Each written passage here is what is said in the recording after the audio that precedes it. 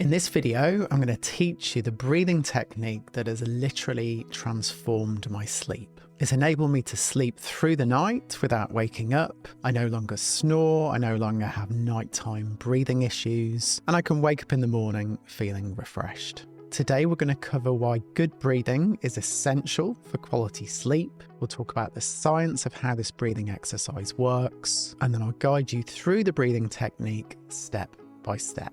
So if you're struggling with insomnia, sleep apnea, snoring, if you wake up in the night and you can't get back to sleep, or maybe you're not waking up feeling refreshed or you have brain fog, then this is a video for you.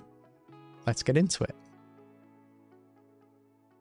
So my sleep has never been great, but 6 years ago, at the end of 2019, it was the worst that it's ever been. My wife was complaining about my snoring and she was worried about me. Sometimes I would breathe very quickly during the night and then I would stop breathing for a while. I couldn't sleep more than a couple of hours at a time, and I was waking up in the morning feeling terrible. It was like I hadn't slept. Often I had really bad brain fog as well. And then it got worse. I started waking up in the night, literally having a panic attack as I woke up. So I would wake up feeling like I couldn't breathe, like I couldn't get enough air, and this was really traumatic. So at that point, I decided that I needed to do something about it.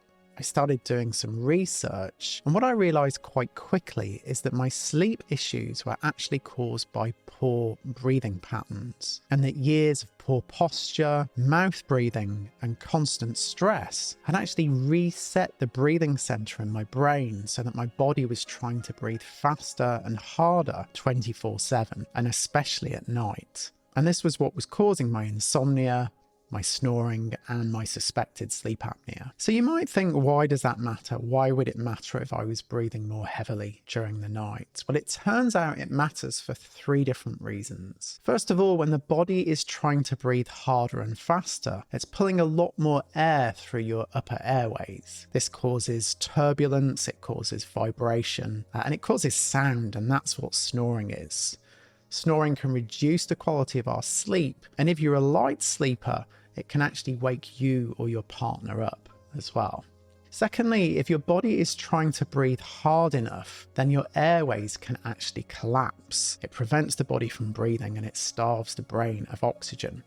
And that's what obstructive sleep apnea is.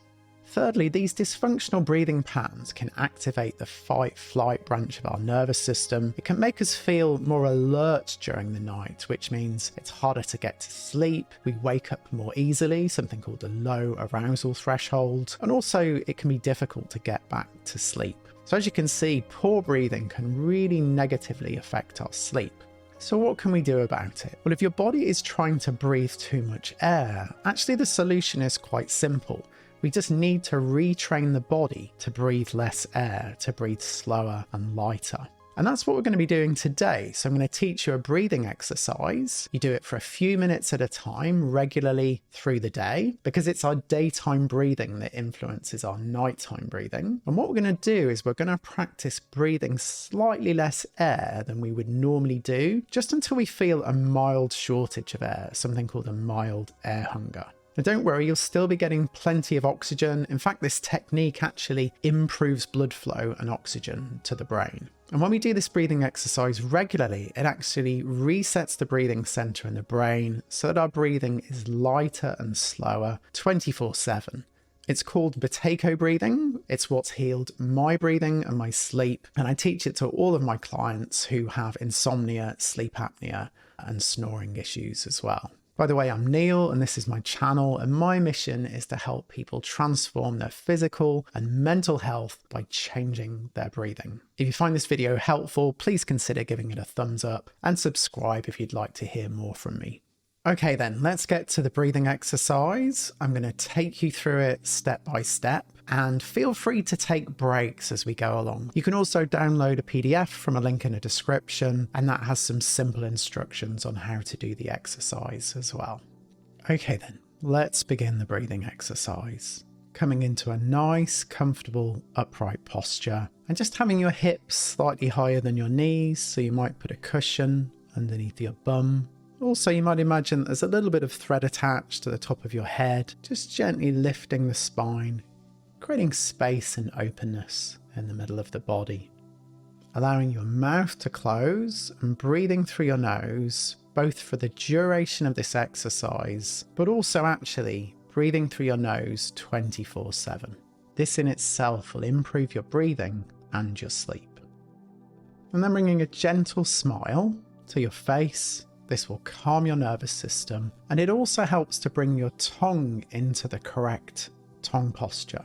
You want the front 2/3 of your tongue resting on the roof of your mouth, with just a little bit of a gap between the tip of your tongue and your front teeth.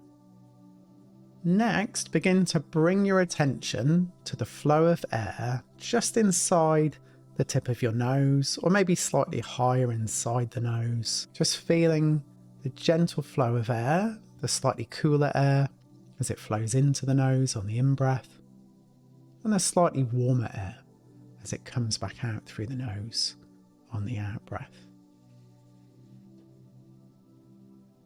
And to begin with, we're just allowing the body to breathe naturally, so focusing on your breathing without trying to change the breath.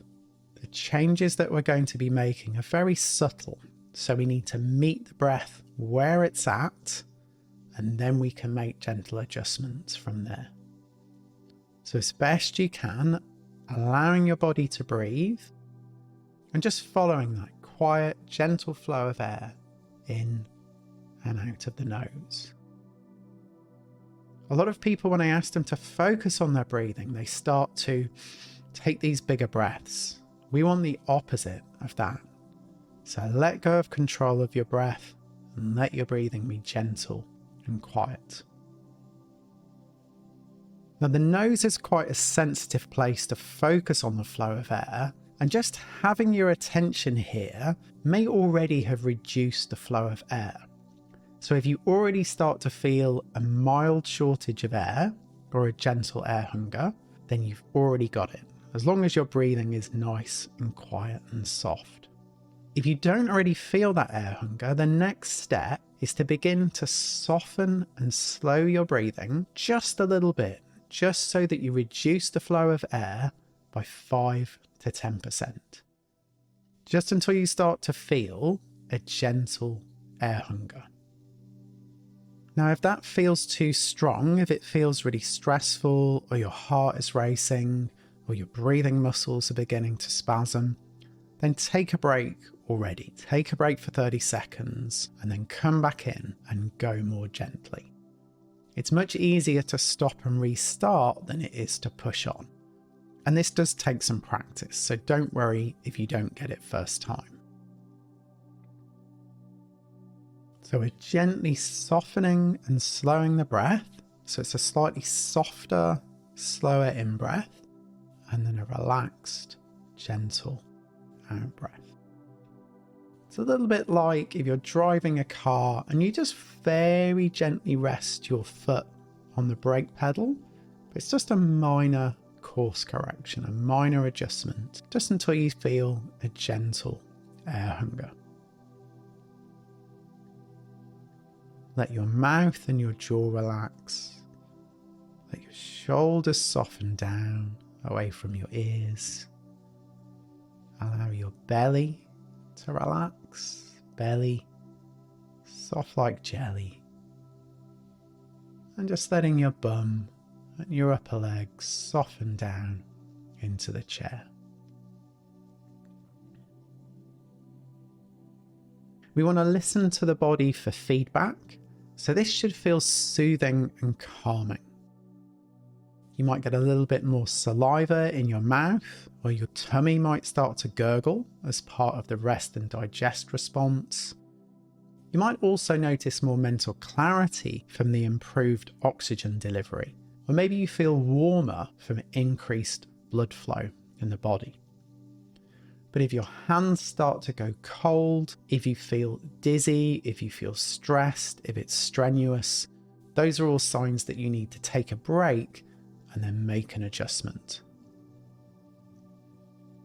Okay, we'll just go for another 30 seconds, just focusing on this soft, gentle, quiet, slightly slower, slightly lighter breathing.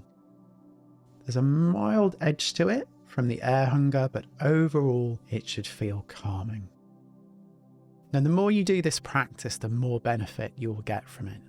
If you do what we're doing just now, just before bed, you should notice a difference. But ideally, you probably want to do this about 3 times a day, get about 20 to 30 minutes of practice in, and before you know it, you'll be resetting your breathing and resetting your sleep.